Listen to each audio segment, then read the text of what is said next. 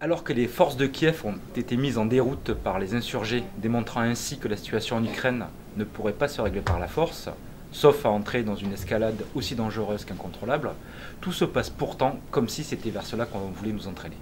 Après les sanctions économiques, voici venu le temps de la menace militaire.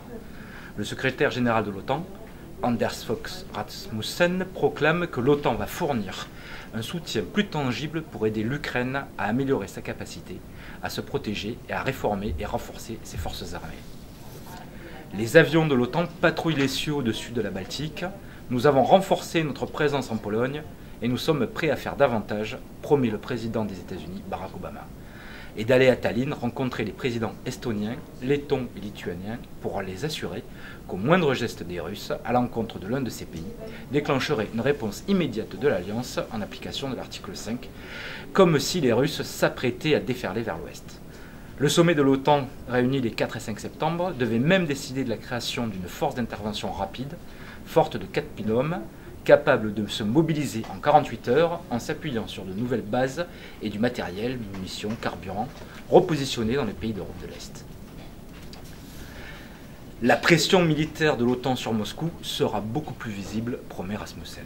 Jusqu'au ministre ukrainien de la Défense, Valéry Gelitaï, qui assure qu'une grande guerre est arrivée dans notre maison, une guerre comme l'Europe n'en avait plus connue depuis la Deuxième Guerre mondiale.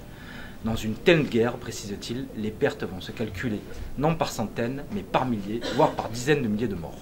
Dans les journaux français, certains lui emboîtent le pas et n'hésitent pas à titrer que Poutine menace l'Europe, à parler de guerre contre l'Europe, à comparer la Russie de 2014 avec l'Allemagne nazie de 1939.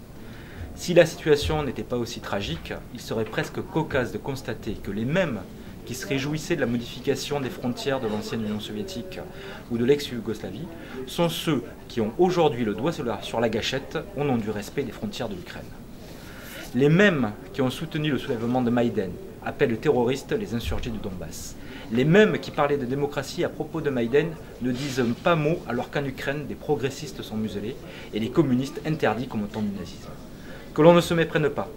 Vladimir Poutine est loin d'être un démocrate soucieux de l'intérêt des populations de cette région du monde. Et lui aussi fait monter la pression. Il défend les intérêts des capitalistes russes, eux aussi engagés dans une guerre économique acharnée, quitte à user d'une propagande nationaliste dangereuse. Mais ce que tout le monde sait, c'est que la Russie ne pourra jamais admettre que l'Ukraine devienne une base avancée de l'OTAN à l'Est. Et pour cause, l'OTAN n'est pas une structure de défense collective de ses membres. Le pacte de Varsovie n'existe plus. L'OTAN est le bras armé d'une alliance transatlantique qui piétine allègrement les institutions internationales, ONU en tête, en quête d'une nouvelle hégémonie. Et par là même, l'OTAN aujourd'hui est devenu fauteur de guerre. Alors cette question, qu'attend la France pour en sortir ?